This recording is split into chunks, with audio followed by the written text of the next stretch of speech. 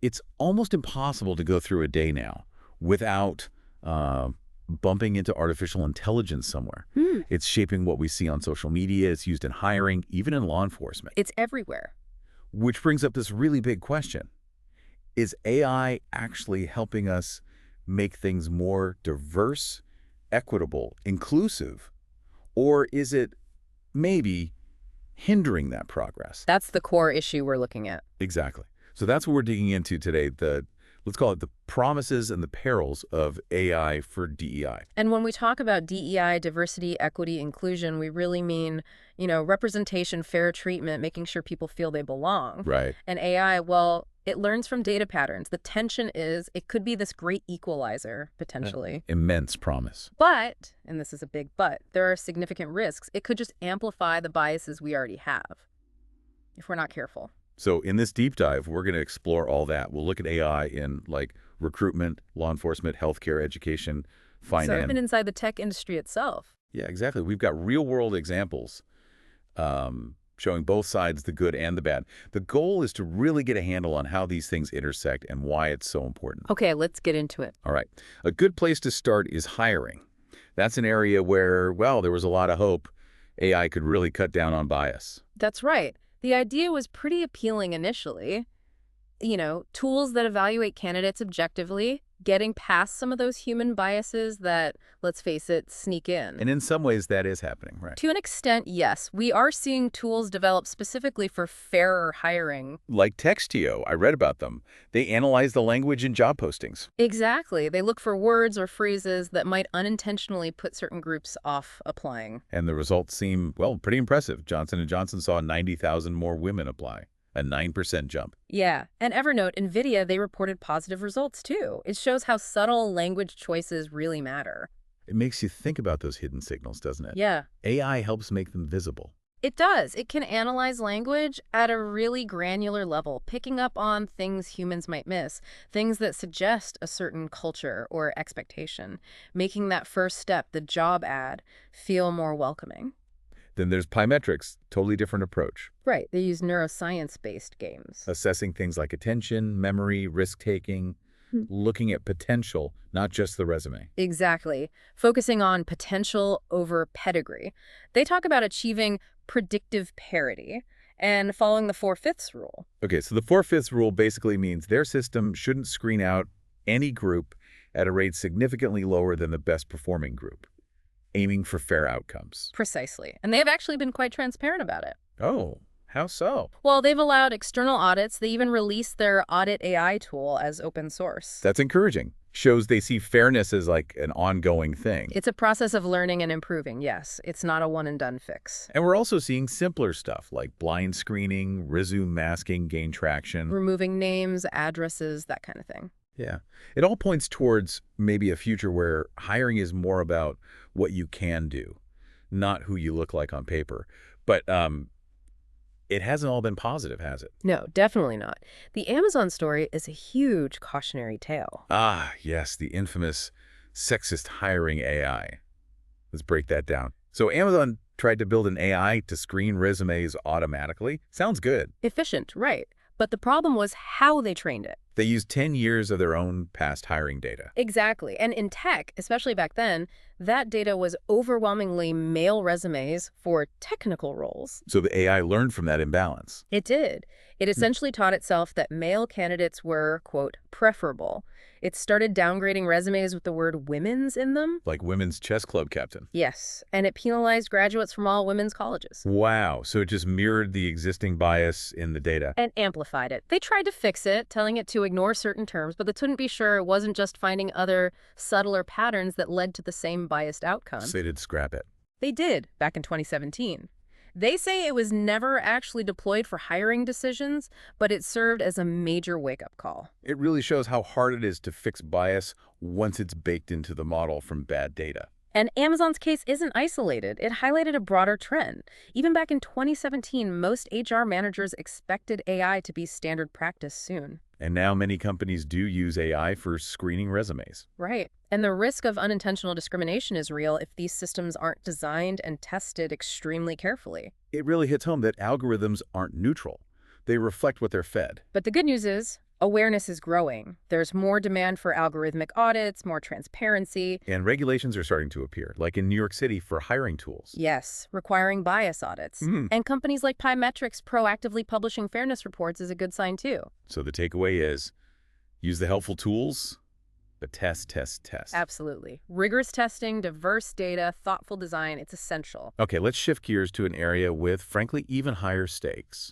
Law enforcement and criminal justice. Definitely. Here, AI bias and things like facial recognition or risk assessments can have, well, devastating consequences for people. The potential impact on rights and freedoms is huge. Exactly. And facial recognition tech has really been in the spotlight.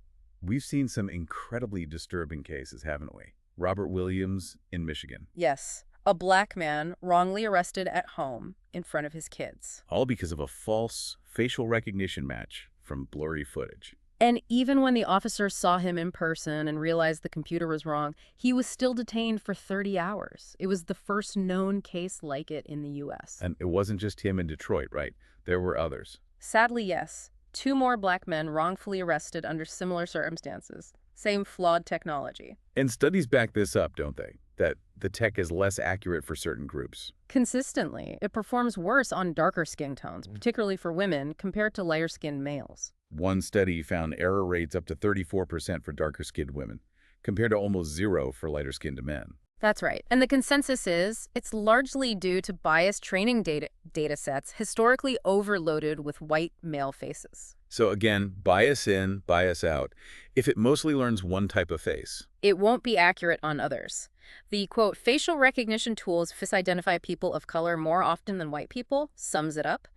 And the results, these wrongful arrests, are just devastating. but there has been some pushback, some action taken. Thankfully, yes. Robert Williams settled his case with Detroit police just this year, forcing policy changes. Like no arrests based only on a facial recognition hit. Correct, plus better training and audits.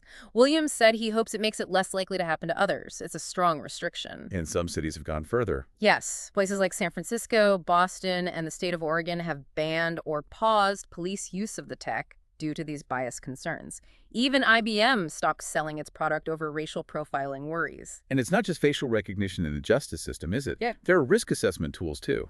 That's right. Algorithms like Compass used to predict recidivism risk. And ProPublica found issues there, too. Yes, their investigation found Compass was much more likely to falsely flag black defendants as high risk compared to white defendants, even when the white defendants later reoffended and the black defendants didn't. Which could lead to harsher sentences or being denied bail based on a biased algorithm. That's the deep concern. It could directly influence judicial decisions in a discriminatory way. So the hope that AI might remove human prejudice, Yeah. it seems the reality is it can just encode it, maybe make it faster, more insidious, because it looks objective. That's the danger. It gives bias a veneer of scientific neutrality. That's why there's this growing call for accountability, transparency, audits, the right to challenge these decisions. Given the stakes, you can see why some places are just saying, maybe we shouldn't use this AI at all if it's this risky. Exactly. Some jurisdictions are choosing to avoid it altogether until it can be proven safe and fair.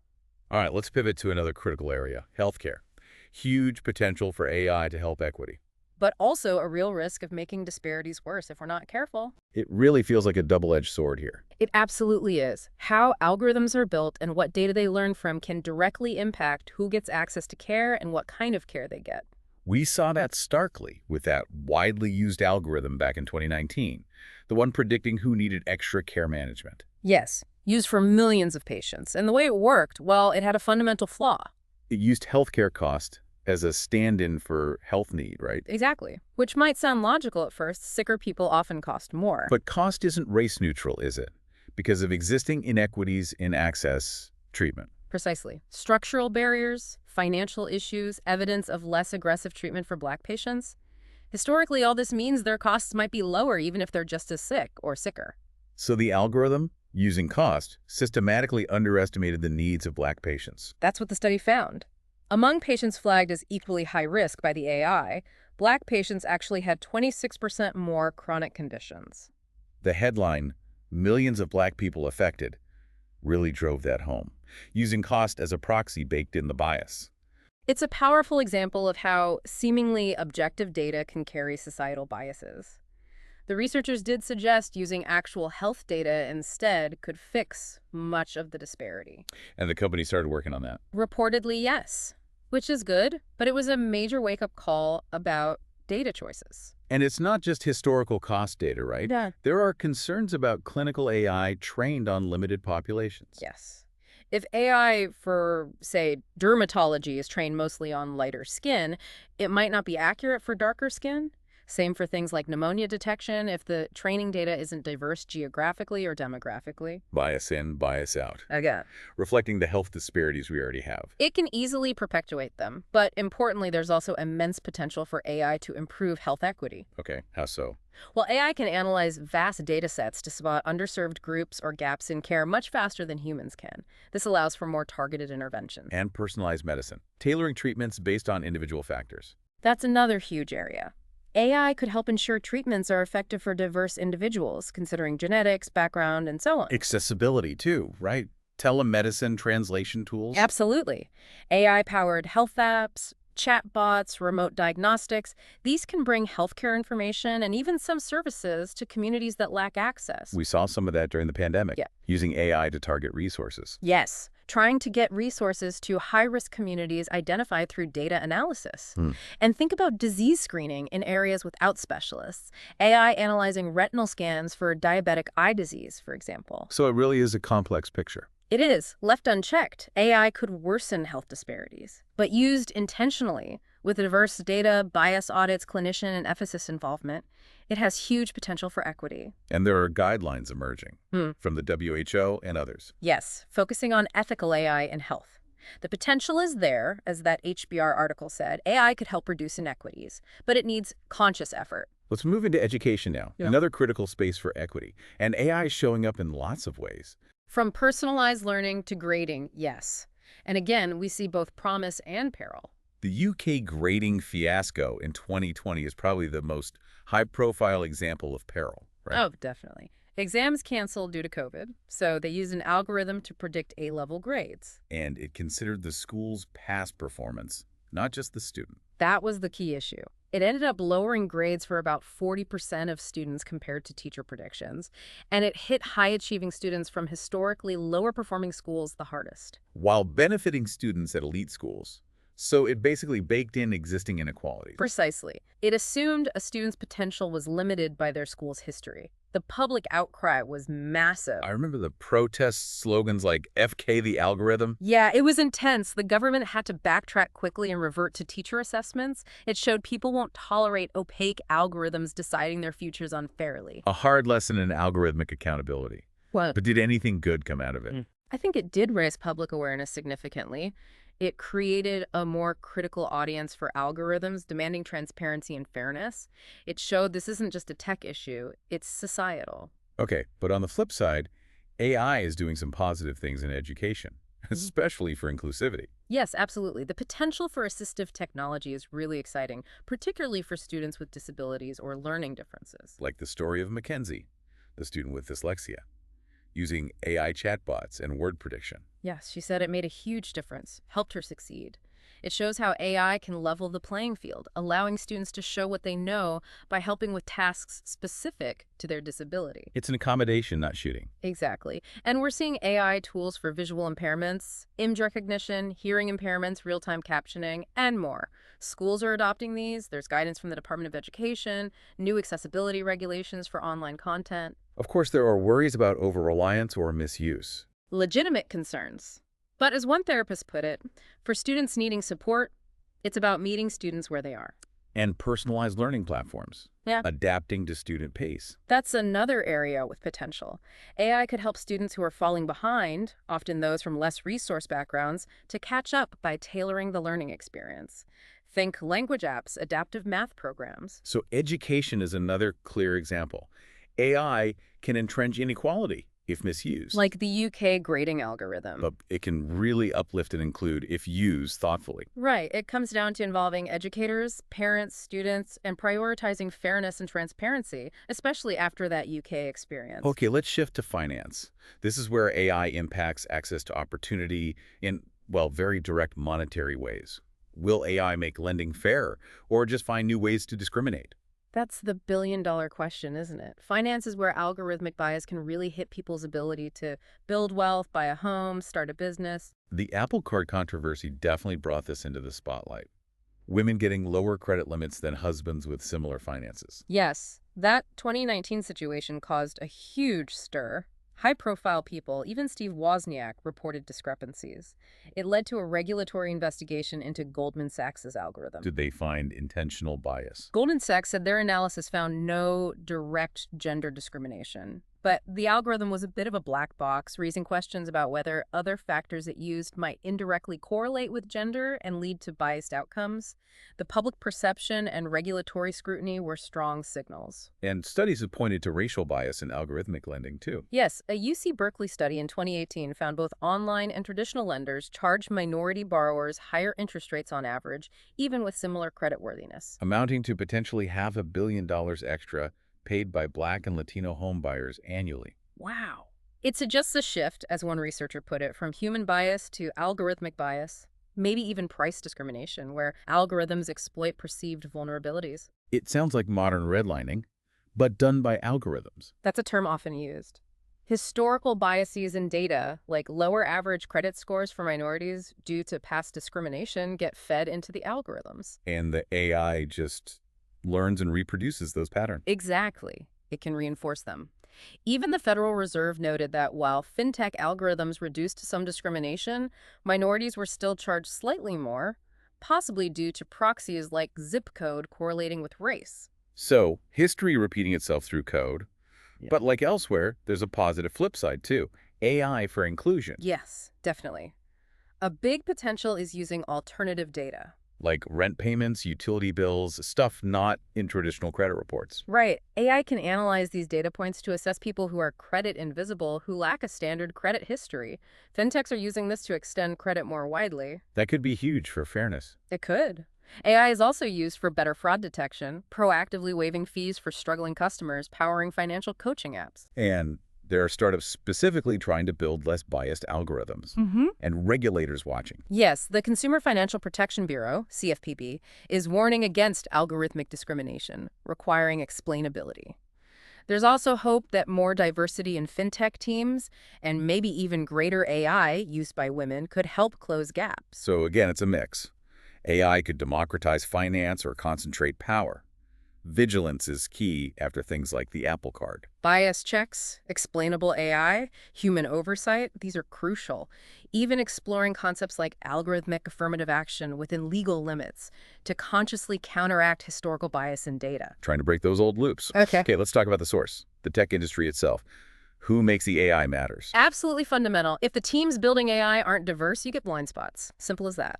Like the voice recognition struggling with women's voices or smartwatch sensors on darker skin. Exactly. These often happen because the range of human experience wasn't represented in the room during development. And it's not just the tech performance. There have been internal conflicts too, like at Google's AI ethics team. Yes, the turmoil there, including Timnit Gebru's departure over research on language model biases, raised serious questions about how committed big tech really is to ethics and DEI when it potentially clashes with other goals. But the blowback was significant. It was. It highlighted the reputational risk of ignoring these issues. We've since seen more public pledges to responsible AI from companies like Microsoft, Google, Meta, and internal review boards. And those AI bias bounties you mentioned, paying people to find flaws. That's another interesting development, yes. Crowdsourcing the search for bias. And AI is even being used inside tech companies to improve their own DEI. Right. Platforms like Diversio use AI to analyze employee feedback, identify inclusion issues, provide scores, and suggest actions. Using AI to quantify inclusion and find hidden problems. Exactly. The investment flowing into these DEI tech tools shows a belief in AI's potential to help companies improve internally. It feels like there's a growing understanding that fair AI requires diverse creators. DEI experts are getting involved in projects more. That integration is happening more, which is crucial. Though a Deloitte study found a gap, most CDOs felt their firms tried to uphold DEI and AI, but few offered specific training on that intersection. So more training and collaboration needed. Definitely. And adopting formal frameworks like the NIST AI Risk Management Framework helps provide structure for mitigating risks like bias. We'll likely see fairness impact assessments become routine. So the tech industry is both the source and a user of AI for DEI. Progress is being made, but it's ongoing. It is. Integrating DEI, diversifying teams, using representative data, testing audits, these are becoming recognized as essential, especially as AI gets more powerful. The hope is for future AI built by diverse teams, guided by ethics, serving everyone well. Stepping back now, let's summarize some of the big trends we're seeing right now, mid-2020s, where AI and DEI meet. What stands out? Well, one major trend is definitely the move towards algorithmic audits and transparency. We've touched on it, but it feels like a real momentum shift. I think so. You've got NYC's hiring law, the EU's proposed AI Act classifying some AI as high risk, needing strict tests, companies publishing more data on model performance across demographics. There's a push to show your work. And the growth of roles like AI ethicist Yeah. and DEI officers getting in tech talks. Yes, breaking down those silos.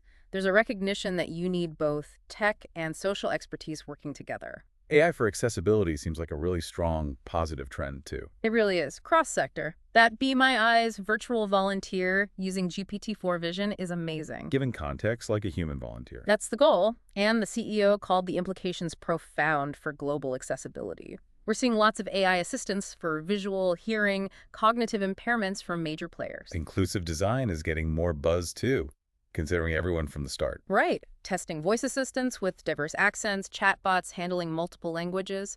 It's becoming not just the right thing to do, but a competitive advantage. And the regulatory side is picking up steam. Definitely. The EU AI Act, the US AI Bill of Rights Blueprint, OECD principles, governments are stepping in with guidance, and specific anti-bias AI laws seem likely. Plus, a whole ecosystem of DEI tech companies is emerging. Yeah, Diversio, tools for pay equity analysis, bias mitigation and reviews, AI mentorship matching. It's a growing mini-industry at the intersection of HR tech, AI, and DEI. Even traditional HR software is adding DEI dashboards. And finally, public awareness. People are paying more attention. Hugely important. AI bias makes headlines now. Employee activism, consumer pressure, the idea of ethical AI as a brand benefit, it all pushes companies towards greater responsibility. Okay, crystal ball time. Looking ahead, say, 5 to 10 years towards 2030, what are your predictions for AI and DEI? All right, educated guesses. I think fairness itself will become a competitive differentiator. Like companies advertising their bias-audited AI, maybe AI fairness certifications? Could be. Businesses lagging on fairness might lose out customers, talent, regulatory trouble. And hopefully better representation in data and teams. I'm optimistic. More focus on curating diverse data sets, continued STEM diversity efforts, hopefully improving team makeup. Maybe generative AI even lowers barriers for more people to get involved in building AI. Regulations will likely get teeth, right? End of the Wild West. I expect so. Laws like the EU AI Act fully enforced, maybe landmark court cases defining algorithmic discrimination, potentially new civil rights laws, perhaps even more international coordination. And AI accessibility features will just become normal. I think so. Ubiquitous, built-in tools in phones describing the world, maybe sign language translation via AR, seamless language translation, breaking down barriers. Do you think we'll solve the bias problem? Or just see new kinds emerge? Good question. I hope we'll reduce the really glaring biases like facial recognition on darker skin, but new issues might pop up, maybe around intersectionality, bias against synthetic voices or digital personas, or subtle socioeconomic biases based on digital footprints. We have to stay vigilant. And AI will become a bigger tool for DEI professionals themselves. I expect so. Analyzing culture, predicting exclusion risks, suggesting interventions, maybe even AI-driven gamified DEI training. What about government use? More scrutiny, probably. Audits of government AI systems, maybe an oversight agency. Hopefully, governments also using AI proactively to improve equity in their own programs and detect discrimination. And the average person will just be more AI savvy. I think awareness will keep growing. Job candidates asking about hiring algorithms, students asking about grading tools. That awareness creates demand for fairness. Any wildcards? Well, truly advanced AI or AGI raises huge philosophical questions about DEI. And the rise of AI in media deepfakes, synthetic content, brings new challenges for inclusion and representation, but overall cautious optimism if the current trends hold. Bias won't vanish, but it could be significantly reduced and socially unacceptable, maybe like how we view workplace safety now compared to decades ago. Okay, so boiling all this down, what are the essential best practices? For anyone creating or using AI, what should they be doing? All right, key takeaways. Number one, diverse development teams. Absolutely critical. Got to have those different perspectives in the room. Number two, representative data and careful curation of it. Think data nutrition labels. Know what's in your data. Makes sense. Number three, Bias testing and audits. Regularly, rigorously. Use tools like Audit AI or IBM's Fairness 360. Get external eyes on it. transparency and explainability. Yes. Number four, strive to make AI decisions understandable, especially when they impact people significantly. Number five, human in the loop and oversight. Don't let AI make critical decisions completely alone. Crucial, especially in high-stakes areas. Number six, policies and governance. Have clear internal rules, ethics guidelines, DEI criteria for AI projects, and train your workforce. Remember that Deloitte finding about the training gap. Right, number seven. Inclusive user testing. Test with a wide range of real people, not just developers. Number eight, continuous monitoring. AI isn't static. Keep checking its performance and fairness after deployment. Number nine, collaboration between tech and DEI experts. Pair data scientists with social scientists, ethicists, DEI pros. Number 10, follow established frameworks like the NIST AI Risk Management Framework. Don't reinvent the wheel. And maybe 11 and 12, speak up and advocate. Everyone has a role in pushing for fairness, and keep the dialogue open with stakeholders. It's a solid list. It sounds like these are moving from nice-to-haves to must-haves. Increasingly, yes. The cost of inaction-biased outcomes, reputational damage, regulatory penalties is becoming far greater than the cost of implementing these practices. Responsible AI builds trust, and fairness is key to that trust. So wrapping this all up, this deep dive, it really shows AI is this incredibly potent tool. It has exciting benefits, more inclusive writing, better accessibility, spotting inequities, Huge potential, yes. but also these serious risks. Baking in bias, leading to real harm in hiring, justice, healthcare. The dangers are undeniable. But the empowering message seems to be, we can guide this. We have the agency, right? Absolutely. It's not predetermined. By insisting on fairness, demanding transparency, fostering inclusion in how AI is built and used, we shape its role. Fairness really is the foundation. So for you listening, the call to action is, stay curious, stay critical, ask questions about the AI you interact with. Challenge results that seem unfair. And for those creating AI, remember the human impact is paramount. It's not just about technical performance. Now is really the moment to establish the norms, to ensure equity and inclusion are embedded in AI's evolution. We're training the future, not just the models. We've seen AI reflect bias, cause harm, but also spur change. We've seen it do good. Industries are grappling with this. Tools are emerging. The future holds promise if we keep DEI central. AI is powerful, yes, but human agency, our choices, are more powerful. Let's use that agency to make sure AI reflects our best values, helps dismantle old biases, and builds a fairer world. Well said. Thank you for joining us for this really comprehensive exploration. If you want to dive deeper into any of the examples or sources, please do check out the show notes or look for resources online. Stay informed, stay engaged. And let's work together to make sure AI works for everyone.